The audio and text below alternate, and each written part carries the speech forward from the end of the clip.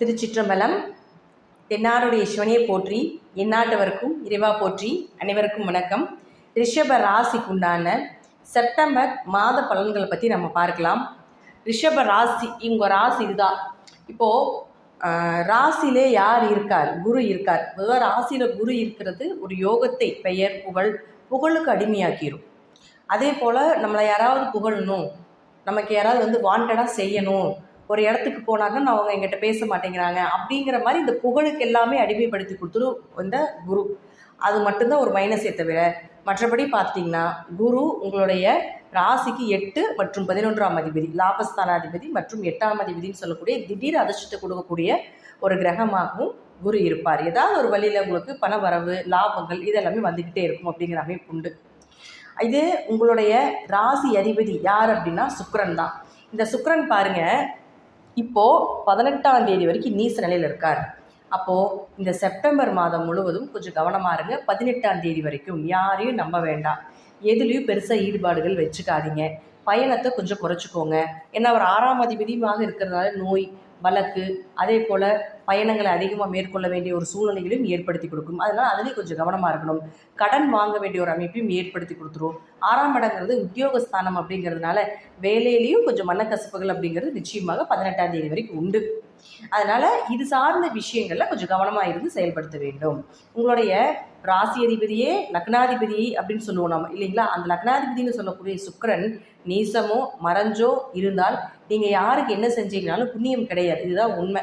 அப்போது இந்த காலகட்டங்களில் நீங்கள் யாருக்கு என்ன செஞ்சீங்கனாலும் ஒரு நல்ல பெயர் கிடைக்காது. எதுலேயும் உங்களை முன்னிறுத்த மாட்டாங்க. ஒரு அவமானங்கள், ஒரு பின்னாடி நின்று செய்ய வேண்டிய ஒரு சூழ்நிலைகள் அப்படிங்கிறது இருக்கும். அதனால் உங்களுடைய விஷயங்கள் நீங்கள் என்ன டார்கெட் பண்ணினாலும் இந்த சுக்கிரன் இங்கே வந்ததுக்கப்புறம் 18ஆம் தேதிக்கு அப்புறம் நீங்கள் என்ன வேணால் பிளான் பண்ணுங்கள். நிச்சயமாக அது உங்களுக்கு சாதகமாக வரும் அப்படிங்கிற அமைப்பு உண்டு.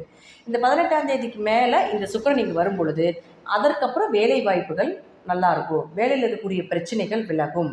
நோய் நொடிகள் விலகிறதுக்கு உண்டான வாய்ப்புகள் உண்டு. நல்ல மருத்துவம் அப்படிங்கிறது நிச்சயமாக கிடைக்கும்.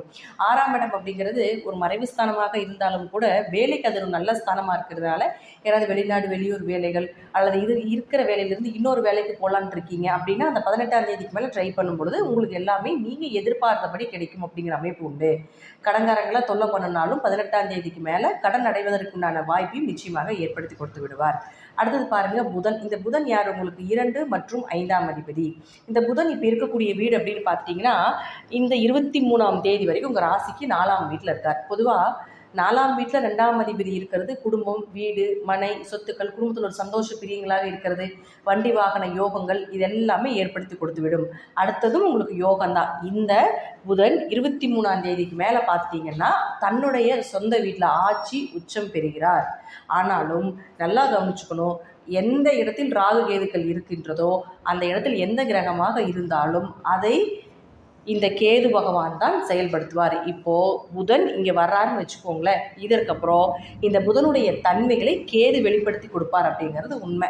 அப்போது இந்த புதன் 5ஆம் வீட்டுக்கு வரும் பொழுது குழந்தைகளுக்கு ஏதாவது ஒரு மருத்துவ செலவுகளோ, குழந்தைகளுக்கு ஏதாவது ஒரு கலைகள் சார்ந்த விஷயத்தில் நீங்கள் ஜாயின் பண்ணி விடுறது, குழந்தைகளால் ஏதாவது ஒரு நல்ல பெயர் கிடைப்பது, ஞானம் பெறுவது, இறை வழிபாடு அதிகமாவது, பண வரவு அப்படிங்கிறது இதெல்லாமே 23ஆம் தேதிக்கு மேலே சிறப்பாக இருக்கும் அப்படிங்கிறதுல மாற்றம் இல்லை. அதே போல் கேது 5இல் இருந்தால் சித்தர்களுடைய தொடர்பு, ஞானிகளுடைய தொடர்பு இதெல்லாமே கிடைக்கும். அப்போது இந்த 23ஆம் தேதிக்கு மேலே ஏதாவது ஒரு சித்தர் ஜீவசமாதி வழிபாடுகளுக்கோ, இல்லை ஏதாவது ஒரு நீங்கள் குருவாக நினச்சிட்டு இருக்கக்கூடியவர்களுக்கோ, இல்லை ஏதாவது ஒரு ஆன்மீக ஸ்தலத்துக்கு, பழமையான ஆன்மீக ஸ்தலத்துக்கு நீங்கள் போயிட்டு வந்தீங்கனாலும் பண வரவு தடையில்லாமல் வரும் அப்படிங்கிறது இந்த ரிஷப ராசிக்குண்டான ஒரு சிறிய ஒரு பலன், ஒரு பரிகாரம்னா கூட நம்ம எடுத்துக்கலாம். பொதுவாக இதே இடத்துல பாருங்கள், இப்போ சுக்கிரன் இருக்கார் 18ஆம் தேதி வரைக்கும். அந்த 18ஆம் தேதிக்கு மேலே தான் இவர் மாறி இங்கே வருவார். அதே போல் புதனும் 23ஆம் தேதிக்கு மேலே இந்த கட்டத்துக்கு 5ஆவது வீட்டுக்கு வரார். அது ஆட்சி உச்சம் பலம் பெறும் பொழுது எப்படியும் உங்களுக்கு பணவரவு அப்படிங்கிறது நிச்சயமாக ஏற்படுத்தி கொடுத்து விடும். அடுத்தது பாருங்கள் சூரியன். சூரியன் உங்களுக்கு 4ஆம் அதிபதி. இந்த 4ஆம் அதிபதி சூரியன் 16ஆம் தேதி வரைக்கும் 4ஆம் வீட்டில் ஆட்சி பலம் பெற்றிருக்கார். அப்போது 4 குடைவர் 4ஆம் வீட்டில் இருக்கும் பொழுது இந்த 16ஆம் தேதிக்குள்ள ஒரு வீடு மாற்றம், ஒரு இடம் மாற்றம், ஒரு வண்டி வாகனங்கள் வாங்கலான் இருக்கீங்க, இது எல்லாமே இந்த 16ஆம் தேதிக்குள்ளே வச்சுக்கோங்க. அதற்கு மேலே உங்களுக்கு 5ஆவது வீட்டுக்கு வரும் பொழுது இந்த ஆட்சி பலத்துக்கு உண்டான ஒரு விஷயத்தை சூரியன் இங்கே இருக்கும் பொழுது கொடுக்க மாட்டார். அப்போது அந்த 16ஆம் தேதிக்குள்ளே வீடு, மனை, சொத்து சுகங்கள், ஏதாவது ஒரு மருத்துவம், அதாவது மருந்து எடுக்கிறீங்க, ஒரு ஆரோக்கியத்துக்காக ஒரு ட்ரீட்மெண்ட் எடுக்கிறீங்க, இது சார்ந்த எந்த விஷயங்களாக இருந்தாலும் 16ஆம் தேதிக்கு முன்னாடி வைத்துக்கொள்வது சிறப்பானதாக இருக்கும், நல்லதாக அமையும் எல்லாமே. அப்போ இங்கே வரும்பொழுது உங்களுக்கு சூரியன் கேதுவோடு சேருவார் இல்லையா? அப்போ சூரியன் கேதுவோடு சேரும் பொழுது இது எல்லாமே தடையாகும். ஏன்னா கேது தடையை ஏற்படுத்தி கொடுப்பார் அப்படிங்கிற அமைப்பு உண்டு. அப்போ சூரியன் கேது இயற்கையாகவே நம்ம என்ன சொல்கிறோம்? பித்ருதோஷங்கள், தந்தை வழி பித்ருதோஷங்கள்னு சொல்கிறோம். அப்போது தந்தைக்கு ஏதாவது ஒரு மருத்துவ செலவுகளோ அல்லது உங்கள் குடும்பத்தில் யாராவது ஒருத்தருக்கு ஒரு மருத்துவ செலவுகள் செய்ய வேண்டிய ஒரு சூழ்நிலைகளும் கொடுப்பாரு அப்படிங்கிறதுல மாற்றம் கிடையாது. ஏன்னா சூரியன், இந்த கேது சூரியனை க்ளோஸ் பண்ணும்போது இந்த சூரியன் உங்களுக்கு நிச்சயமாக வேலை செய்யாது. அதனால் 16ஆம் தேதிக்கு முன்னாடியே உங்களுடைய வேலைகள் எல்லாமே முடித்துக்கொள்வது என்பது ஒரு சிறப்பான விஷயமாக இருக்கும். அடுத்தது பாருங்கள், உங்களுடைய ராசிக்கு 7 மற்றும் 12ஆம் அதிபதினு சொல்லக்கூடிய செவ்வாய் 3ஆம் வீட்டில் போய் நிற்கிறார். பொதுவாக 7 குடையவர் 3இல் இருக்கும் பொழுது இந்த காலகட்டங்களில் நீங்கள் திருமணம் சார்ந்த விஷயங்கள் பேசாமல் இருக்கணும். பெரிய அளவுக்கு எதிர்பார்த்த வரன்கள் கிடைக்காது. பார்ட்னருக்குள்ள ஒரு சின்ன சின்ன கருத்து வேறுபாடுகள் இதெல்லாமே வர்றதுக்கு வாய்ப்புகளை ஏற்படுத்தி கொடுப்பார்.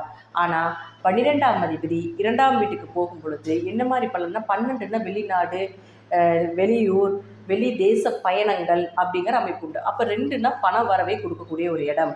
இப்போ 12ஆம் அதிபதி 2ஆம் வீட்டுக்கு போனால் ஏதாவது வெளிநாட்டு பணம் உங்களுக்கு வரும். இப்போ நம்ம வெளிநாட்டு பணம்னா நம்ம என்ன சொல்கிறோம்? ஷேர் மார்க்கெட் சம்மந்தப்பட்டது, இது போல் MLM, இது போல் இந்த வெளிநாட்டிலிருந்து வரக்கூடிய பணம் எல்லாமே 12-2 தொடர்பு இருந்ததை ஏற்படுத்தி கொடுக்கும். அதே போல் இந்த 12-2 தொடர்பு ஏற்படுத்தி கொடுத்தால் வேலைக்காக ஏதாவது ஒரு விஷயத்துக்காக ஒரு இடம் மாறுறீங்க, வெளிநாடு போகலான் இருக்கீங்கன்னா அதுவும் நீங்கள் ட்ரை பண்ணும்பொழுது நிச்சயமாக நடக்கும். ஏன்னா இயற்கையாகவே உங்களுக்கு செவ்வாய் அங்கே இருக்கிறதுனாலையும் உங்களுக்கு வேலைக்கு உண்டான கிரகம் யாருன்னா சுக்கிரன். அந்த சுக்கிரன் 18ஆம் தேதிக்கு வர்றதுனால 18ஆம் தேதிக்கு மேலே நீங்கள் ஏதாவது வெளிநாட்டு வேலைகளை தேடும் பொழுது நிச்சயமாக அது உங்களுக்கு சாதகமாக வரும். செவ்வாயும் சுக்கிரனும் திரிகோணம் வருவாங்க. அப்போ இதுக்கும் லிங்க் வரும். அப்போ வெளிநாட்டு வேலை, வெளிநாடு பயணம், வெளிநாட்டு பணம் இதெல்லாமே வரும். சும்மா ஒரு சுற்றுலாவாவது ஏதாவது ஒரு டூராவது போயிட்டு வர்றதுக்குண்டான வாய்ப்பை கூட இந்த சுக்கிரனும் செவ்வாயும் கண்டிப்பாக ஏற்படுத்தி கொடுப்பார்கள். அப்படிங்கிறதுல மாற்றமே கிடையாது. நீங்கள் இந்த மாதம் ரொம்ப கவனமாக இருக்க வேண்டிய விஷயம் அப்படின்னு பார்த்துட்டிங்கன்னா, ஏதாவது நல்ல விஷயங்களாக இருந்தால் வீடு மனை சொத்து சுகங்கள் அது சார்ந்து ஏதாவது கிரையம் பண்ணுறீங்க அப்படின்னா அதெல்லாமே நீங்கள் 16ஆம் தேதிக்கு முன்னாடி வச்சுக்கோங்க. அதே போல் பணம், உங்களுடைய புகழ், நீங்கள் ஒருத்தருக்கு செய்யக்கூடிய உதவிகள் இதெல்லாமே பணம் சார்ந்த விஷயங்கள் இதெல்லாமே நீங்கள் எப்போ பண்ணணும் அப்படின்னு பார்த்துட்டிங்கன்னா, வேலை சார்ந்த எல்லாமே 18ஆம் தேதிக்கு மேலே வைத்துக்கொள்வது என்பது ஒரு சிறப்பான விஷயமாக இருக்கும். புதன் அப்படின்னு சொல்லக்கூடியவர் 23ஆம் தேதிக்கு மேலே 5ஆம் வீட்டுக்கு வரும் பொழுது ஆட்சி உச்சம் பெறும் பொழுது கண்டிப்பாக டாக்குமெண்ட் சார்ந்த விஷயங்கள் இதிலெல்லாம் ரொம்ப கவனமாக இருங்க.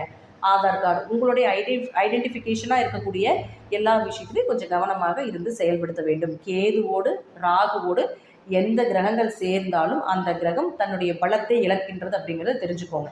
அதனால் இந்த மாதம் கொஞ்சம் கவனமாக இருந்து என்ன விஷயம் பண்ணுறீங்களோ அதில் ஒரு முறைக்கு பல முறை யோசித்து நல்ல சர்டிஃபிகேட் எதாக இருந்தாலும் அதில் நல்லா க்ளீனாக எப்படி இருக்குது என்னங்கிறது நீங்கள் டீட்டெயில்டாக பார்த்துட்டு படிச்சுட்டு அதுக்கப்புறம் எல்லா விஷயங்களும் செய்கிறது அப்படிங்கிறது ஒரு சிறப்பான விஷயமாக இருக்கும் அப்படிங்கிறத நம்ம சொல்கிறோம்.